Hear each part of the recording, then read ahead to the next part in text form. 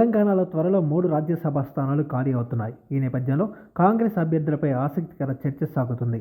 AICC అగ్రనేత సోనియా గాంధీని తెలంగాణ నుంచి రాజ్యసభకు పంపించాలని టీపీసీసీలో చర్చ జరుగుతుందని సమాచారం.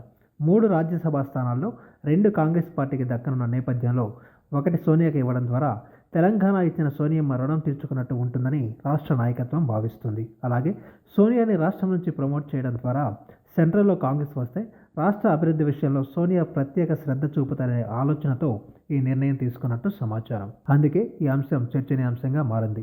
రాజ్యసభ స్థానాలతో పాటు రాష్ట్ర శాసనమండలిలో ఖాళీ అవుతున్న సీట్లపై కూడా కాంగ్రెస్ పెద్దలు ఫోకస్ చేస్తున్నారు. మార్చి నాటికి 2 రాజ్యసభ స్థానాలతో పాటు గవర్నర్ కోటాలో 2 ఎమ్మెల్సీ సీట్లు, 1 గ్రాడ్యుయేట్, స్థానిక సంస్థల కోటా ఎమ్మెల్సీ సీట్లు ఖాళీ కానున్నాయి. ఇక సోనియా గాంధీ లోక్సభ ఎన్నికల్లో తెలంగాణ నుంచి పోటీ చేయాలని, లేదంటే తెలంగాణ నుంచి రాజ్యసభకు ఎంపిక చేయాలని కోరుతూ టీపీసీసీ రాజకీయ వ్యవహారాల కమిటీ తీర్మానం చేసి అధిష్టానానికి పంపింది. సోనియా ప్రత్యక్ష ఎన్నికలకు సిద్ధంగా ఉంటే ఉత్తరప్రదేశ్లోని రాయ్బరేలీలో పోటీ చేసే అవకాశం ఉందని, అక్కడ ప్రియాంక గాంధీని పోటీకి పెడితే సోనియా తెలంగాణకి మారవచ్చని గాంధీ భవన్ వర్గాలు చెప్తున్నాయి.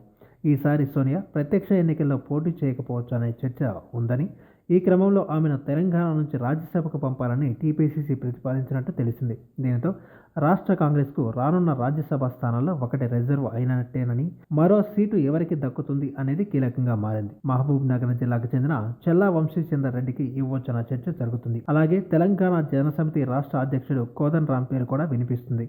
ఆయనను రాష్ట్ర స్థాయిలో పదవి ఇవ్వనున్నట్టు ప్రచారం సాగుతుంది. ఒకవేళ అలా కుదరని పక్షంలో రాజ్యసభకు ఎంపిక చేసే ఛాన్స్ ఉన్నట్టు తెలుస్తుంది. అలాగే గవర్నర్ కోట ఎమ్మెల్సీ సీట్ల కోసం కూడా పోటీ నెలకొంది. ఎన్నికల ముందు హామీ ఇచ్చిన మేరకు టీజేఎస్, సిపిఐ నేతలకు ఎమ్మెల్సీ సీట్లు ఇవ్వాల్సి ఉంది. మరోవైపు కాంగ్రెస్ పార్టీ నేతలు కొంతమంది గత అసెంబ్లీ ఎన్నికల్లో సీట్లు త్యాగం చేశారు. అలాంటి వారు ఎమ్మెల్సీ పదవులను ఆశిస్తున్నారు. అలాగే గత ఎన్నికల్లో పోటీ చేసి ఓడిన వారు కూడా సామాజిక కోణంలో ఎమ్మెల్సీ సీటు కోరుతున్నారు. ఈ జాబితాలో షబీర్ అలీ, అజారుద్దీన్, ఫిరోజ్ ఖాన్, అలీ మస్కతి, మహేష్ కుమార్ గౌడ్, సంపత్ కుమార్, జగ్గారెడ్డి, మధు యాష్కి పేర్లు వినిపిస్తున్నాయి. అలాగే అద్దంకి దయాకర్ను మంత్రి చేయాలనుకుంటే ఈసారి ఎమ్మెల్సీ కోటాలో ఆయనకి అవకాశం ఇవ్వనున్నట్టు తెలుస్తోంది. ఈ వీడియో మీకు నచ్చినట్టయితే లైక్ చేయండి, షేర్ చేయండి, కమెంట్ చేయండి, సబ్స్క్రైబ్ చేయండి.